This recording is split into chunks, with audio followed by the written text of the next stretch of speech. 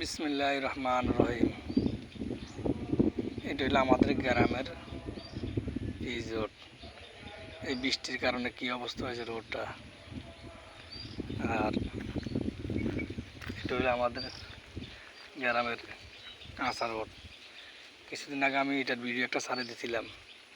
এটা হলো আমাদের মসজিদ। এখানে আছে আমার মাহফুর কবরস্থান। এই পিলারগুলো ঘিরাও করি না। এটা হলো আমাদের কবরস্থান। এখন বাড়ির দিকে যাইতেছি। দেন রাস্তার কি পরিস্থিতি,